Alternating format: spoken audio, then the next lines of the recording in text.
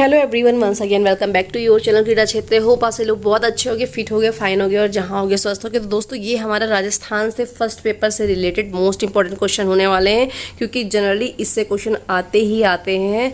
और ये जो क्वेश्चन है वो हमारे हिस्ट्री पार्ट से लिए गए हैं, मीन्स आपके लिए करंट नॉलेज है, करंट अफेयर्स की, क्योंकि ऐसे क्वेश्चन जनरली एग्जाम में पूछे गए हैं। तो जैसा कि जो कि बहुत ही कॉमन क्वेश्चन है, ठीक है, बहुत ही कॉमन क्वेश्चन है।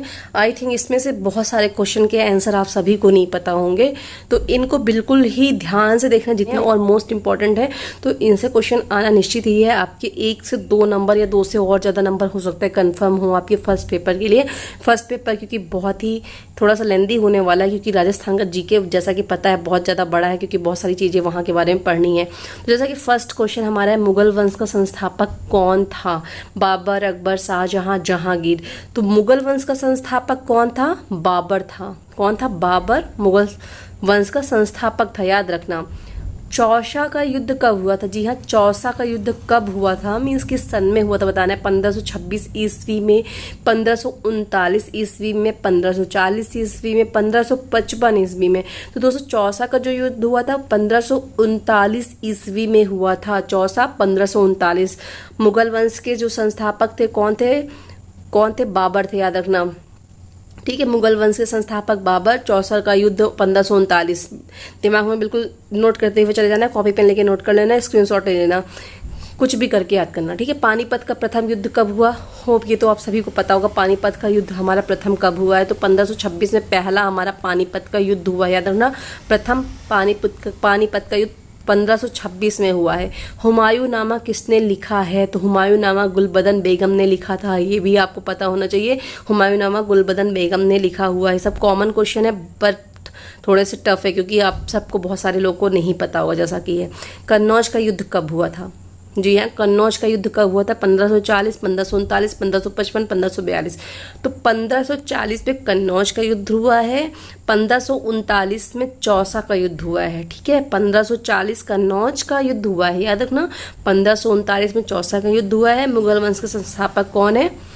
बाबर है। हुमायूं नामा किसने लिखा है? गुलबदन बेगम ने लिखा है। ओके, ऐसे करके पीछे थोड़ा सा अपने माइंड को रिवर्स बैक करते रहना, ठीक है, याद करते रहना। वीडियो को रोक कर, वीडियो को स्टॉप करके पीछे का भी रिमाइंड करते जाना, तो याद हो जाएगा, ठीक है। तो 1539 चौसा का। कन्नौज का युद्ध 1540 में हुआ है। ओके, हल्दी घाटी का युद्ध कब हुआ है? जी हाँ, हल्दी घाटी का युद्ध 1576 में हुआ है। अब देखो, सबसे पहले 1539 में चौसा का युद्ध हुआ है, 1540 में हमारा किसका युद्ध हुआ है? कन्नौज का युद्ध हुआ है।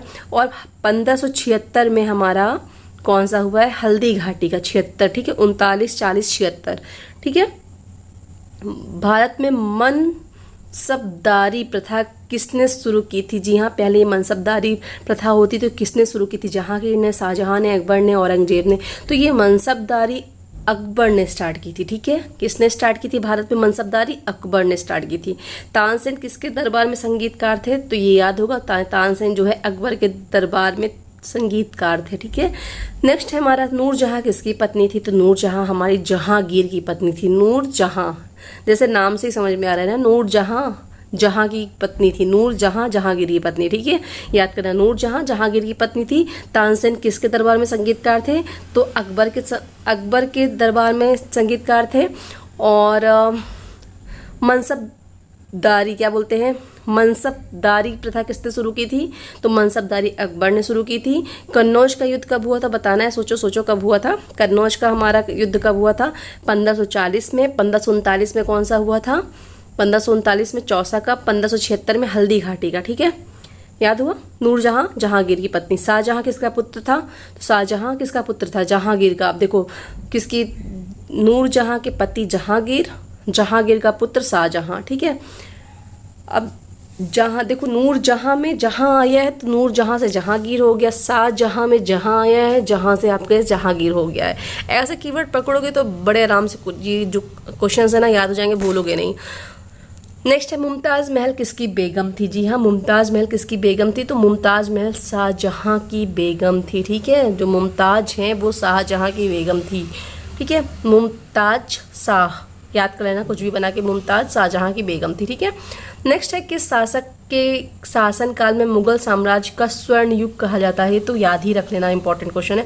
किस शासक के शासनकाल में मुगल साम्राज्य का स्वर्ण युग कहा जाता है?